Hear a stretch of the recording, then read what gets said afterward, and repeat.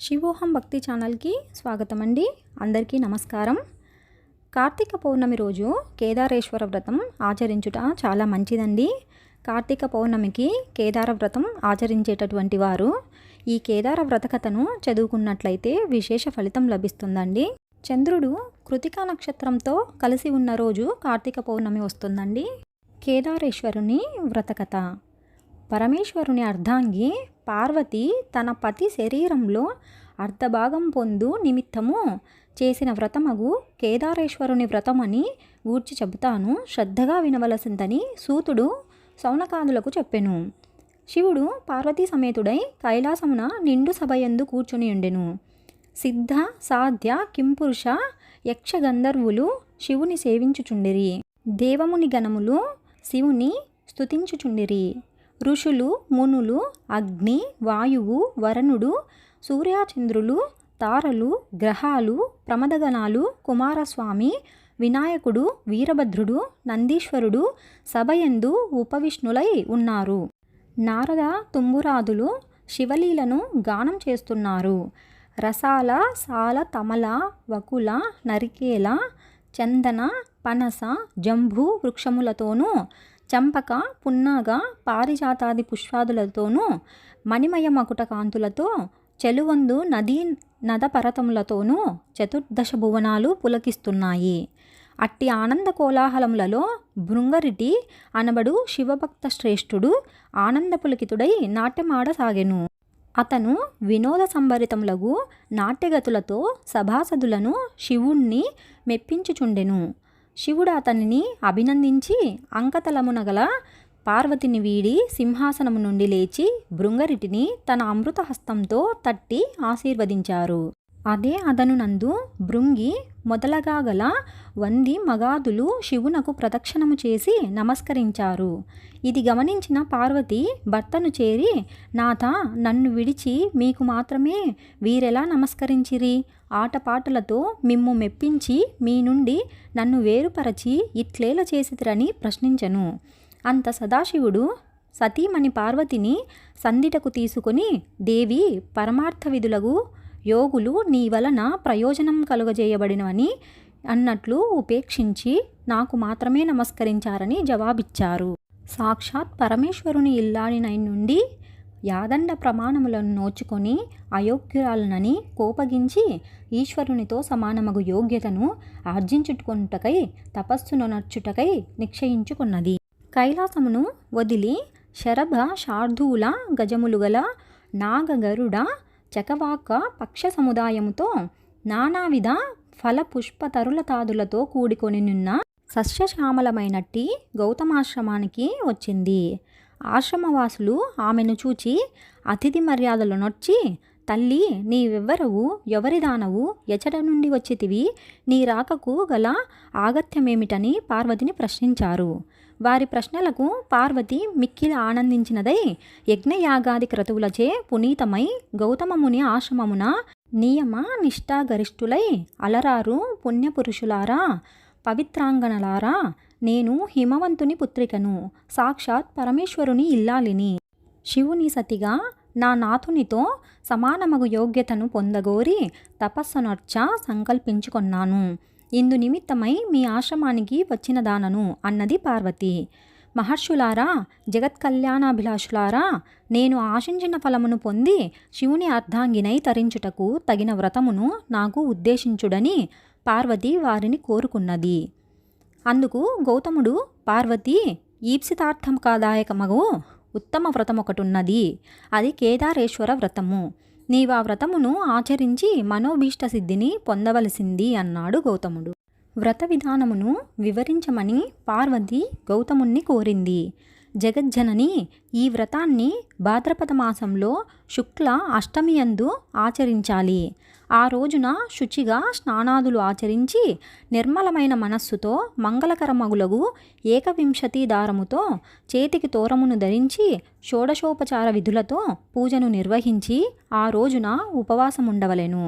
మన్నాడు విప్రులకు భోజనము పెట్టి ఆ తరువాత ఆహారమును తీసుకోవలెను. ఇలా వ్రతమును ఆరంభించిన నాటి నుండి అమావాస్య వరకు పూజాక్రమముతో కేదారేశ్వరుణ్ణి ఆరాధించవలెను. ఇంకా ధాన్య రాశి పోసి అందు పూర్ణకుంభము ఉంచి 21 పర్యాయములు సూత్రమును చుట్టి పట్టు వస్త్రముతో దానిని కప్పియుంచి నవరత్నములు గాని సువర్ణమును గాని ఉంచి గంధ పుష్పాక్షతలతో పూజించాలి. దేవి 21 మంది బ్రాహ్మణులను రప్పించి వారి పాదములను కడిగి కూర్చోండబెట్టి యథావిధిగా ధూప దీప గంధ పుష్పాక్షతలతో పూజించి భక్ష భోజ్య నైవేద్యాలు కదలీ జలాలు పనసలు ఆరగింపచేసి తాంబూల దక్షిణలిచ్చి వారలను తృప్తిపరచవలెను. ఈ తీరున వ్రతమాచరించిన వారిని శివుడు అనుగ్రహించి మనోభీష్ట సిద్ధిని కలుగచేయునని గౌతముడు పార్వతికి వివరించాడు. గౌతమ మహర్షి చెప్పిన విధి విధానములను అనుసరించి పార్వతి కేదారేశ్వర వ్రతాన్ని నిష్ఠగా భక్తితో చేసింది. పరమేశ్వరుడు సంతుష్టాంతరంగుడై ఆమె అభిష్టానుసారం తన మేనులో సగభాగము పార్వతికి అనుగ్రహించెను. జగదాంబ సంతుష్టాంతరంగయ్యి భర్తతో నిజ నివాసము కైలాసమునకేగెను.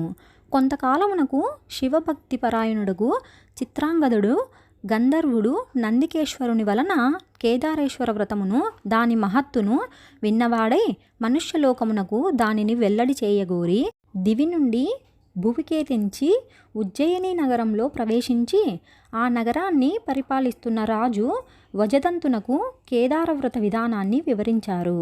వజదంతుడు ఆ వ్రతమును ఆచరించి శివానుగ్రహంతో సార్వభౌముడయ్యాడు. తదనంతరము ఉజ్జయిని నగరంలో గల వైశ్యునకు పుణ్యవతి భాగ్యవతి అను 2 కుమార్తెలు గలరు. వారు ఒకనాడు తండ్రిని చేరి జనక మాకు కేదార వ్రతము చేయుటకు అనుజ్ఞ నిమ్ము అని అడిగారు. అందుకు అతడు బిడ్డలారా నేను దరిద్రుడను సామాగ్రులను సమకూర్చగల పాటివాడను కాను. మీరు ఆ ఆలోచనను మానుకోండి అని పలికెను. అందుకు ఆ వైశ్యపుత్రికలు నీ అనుజ్ఞయే మాకు ధనము అనుజ్ఞ ఇవ్వవలసిందిగా కోరుచున్నాము. వారిరువురు ఒక వటవృక్షము కింద కూర్చొని తోరము కట్టుకొని పూజను భక్తితో చేసుకున్నారు. మహేశ్వరుడు వారలకు పూజా సామాగ్రిని అనుగ్రహించారు. వారు కల్పోక్తముగా వ్రతమాచరించారు. శివుడు సాక్షాత్కరించి వారికి ఐశ్వర్యములు సుందర రూపములను ప్రసాదించి అంతర్ధితుడయ్యారు. ఆ వైశ్యపుత్రికలకు యుక్త వయస్సు వచ్చింది. సౌందర్య సోయగం గల ఆ వైశ్యపుత్రికలలో పెద్దామె పుణ్యవతిని ఉజ్జయిని నగర మహారాజు, చిన్నామె భాగ్యవతిని చోళభూపాలుడు వివాహం చేసుకున్నారు. వారి తండ్రియగు వైశ్యుడు ధనధాన్య సమృద్ధితో రాజభోగములతో పుత్రులను పొంది సుఖంగా జీవిస్తున్నాడు. మరికొంతకాలానికి చిన్న కుమార్తె భాగ్యవతి ఐశ్వర్య మధోన్నతురాలై కేదార వ్రతాన్ని మరచిపోయింది. అందువల్ల ఈశ్వరానుగ్రహము కోల్పోయింది.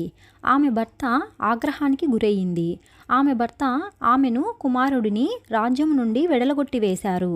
ఆమె పడరాని పాట్లు పడుతూ ఒక బోయవాణి ఇంట ఆశ్రయం పొందింది. ఒకనాడు ఆమె తమ కుమారుడిని చేరబిలిచి నాయనా నీ పెద్ద తల్లి ఉజ్జయినీపురం మహారాణి ఆమె వద్దకు వెళ్ళి మన దీనస్థితిని వివరించి ఆమెను సహాయమర్థించి తీసుకుని రావలసింది అని చెప్పి పంపించింది. అతడు ఉజ్జయినికి వెళ్ళి పెద్ద తల్లిని కలిసి తమ దుస్థితిని వివరించాడు. ఆమె కొంత ధనమిచ్చి కుమారుడిని సాగనంపింది. అతడు తిరిగి వస్తుండగా మార్గమధ్యమందు మహేశ్వరుడు చోరుని రూపంలో వానిని అడ్డగించి అతని వద్ద గల ధనాన్ని కొల్లగొట్టాడు. అతడు జరిగిన దానికి మిక్కిలి విచారించి మరలా పెద్ద తల్లి వద్దకు వెళ్ళి జరిగిన సంగతిని వివరించాడు. ఆమె మరలా కొంత ధనాన్ని ఇచ్చి పంపించింది. ఈ పర్యాయము కూడా మార్గమధ్యమందు చోరరూపుడైన శివుడు ఆ సొమ్మును తీసుకుని పోయాడు. మరలా అతడు పెద్ద తల్లి వద్దకు బయలుదేరగా అంతర్వాహిని నుండి ఈశ్వరుడు ఓయి నీవు ఎన్నిసార్లు నీ పెద్ద తల్లిని అడిగి సొమ్ము తీసుకువచ్చినా నీ తల్లి కేదారేశ్వర వ్రతమును మానివేసిన కారణముగా ఆ సొమ్ము మీకు దక్కదు అని హెచ్చరించారు. ఆ మాటలు విన్న అతను తిన్నగా పెద్ద తల్లి వద్దకు వెళ్ళి తాను విన్న మాటలను తెలియజెప్పాడు. అప్పుడామె బాగా ఆలోచించి అతని చేత కేదార వ్రతము చేయించి డబ్బిచ్చి పంపింది. తల్లితో కేదార వ్రతం చేయవలసినదిగా చెప్పమన్నది. అతడా ప్రకారము తల్లి వద్దకు వెళ్ళి పెద్ద తల్లి ఇచ్చిన సొమ్ము ఇచ్చి వ్రతము చేయవలసిందని పెద్ద తల్లి చెప్పిన మాటలను చెప్పాడు. గుర్తు కలిగిన భాగ్యవతి భక్తి శ్రద్ధలతో కేదార వ్రతాన్ని చేసింది. ఆమె భర్త మంది మాచలముతో వచ్చి ఆమెను కుమారుడిని రాజధానికి తీసుకువెళ్ళాడు. భాగ్యవతి ప్రతి సంవత్సరము కేదార వ్రతము చేస్తూ శివానుగ్రహము పొంది సుఖశాంతులతో సౌభాగ్య సంపదలతో జీవించింది. ఎవరు ఈ కేదారేశ్వర వ్రతమును నియమనిష్టలతో కల్పోక్తముగా చేయుదురో, ఎవరైనా ఈ కథ చదివినా విన్నా అట్టివారు ఎట్టి కష్టములు లేనివారై సుఖముగా జీవించి అంత్యమున శివ సాన్నిధ్యము పొందుదురు. కేదారేశ్వర వ్రతకథ సమాప్తం.